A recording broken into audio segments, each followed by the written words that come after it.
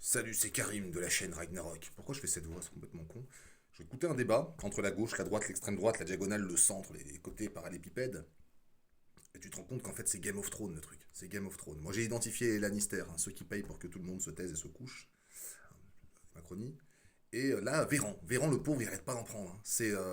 C'est Tywin. Lui, tu sais, on sent qu'il galère. Pour ceux qui n'ont pas la référence, bah tant pis. Il galère, le gars. Tu sais, il fait ce qu'on lui donne. Mais je suis payé, je fais ce que je peux, faut que je justifie le salaire maintenant. Je vais faire semblant, voilà.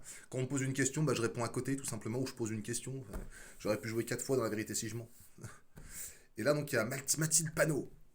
On n'aime pas, mais enfin, moi, c'est son patron que j'aime pas bien, parce que je l'ai trouvé un petit peu. Je l'ai trouvé un petit peu effacé, hein, quand il a été question d'assumer un petit peu ses sorties sur Macron. Puis quand il l'a eu en face, j'ai jamais dit ça, vous plaisantez. Et là, donc, t'as Mathilde Panot qui fait une leçon de mathématiques à Olivier Véran. Vous tomberez certainement sur les vidéos où il lui dit: Monsieur, vous vous rendez bien compte que votre réforme sur les retraites va coûter bien plus qu'elle ne va rapporter aux Français. Mais le peu qu'elle rapportera aux puissants de ce monde. Puissants, pas à nous. Et là, il se passe quelque chose d'étonnant, c'est que t'as Jordan Bardella qui dit: hop, excusez-moi, ma petite dame, pas faire l'avocat de Monsieur Variant, mais parce que personne ne peut le faire. Même le diable, il n'a pas pris le dossier. Il dit: c'est étonnant parce que vous avez voté pour qui, vous, au présidentiel? Là, vous faites semblant de combattre ce dernier, mais vous avez voté pour qui?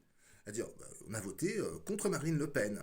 Bon, alors Marine Le Pen qui a eu une attitude quand même relativement, je sais pas, soft, modérée face à Macron lors du débat présidentiel. Bon, les goûts et les couleurs. Elle n'a pas parlé de McKinsey, je ne sais pas si vous vous en souvenez. Alors peut-être que la stratégie, c'était pas de prendre en otage non plus les personnes qui les écoutaient. Elle s'est dit simplement: peut-être que les gens sont au courant, donc ça sert à rien d'en mettre une couche.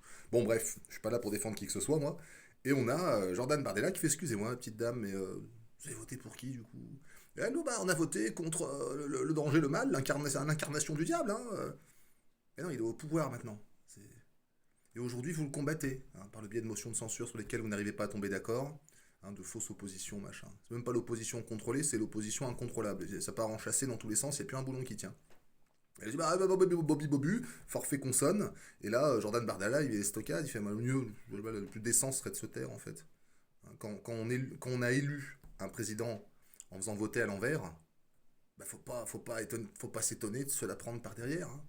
C'est vraiment du grand théâtre, tout ça, ça me régale. Ça me régale. Bon, allez, courage à tous. De toute façon, c'est la fin du monde.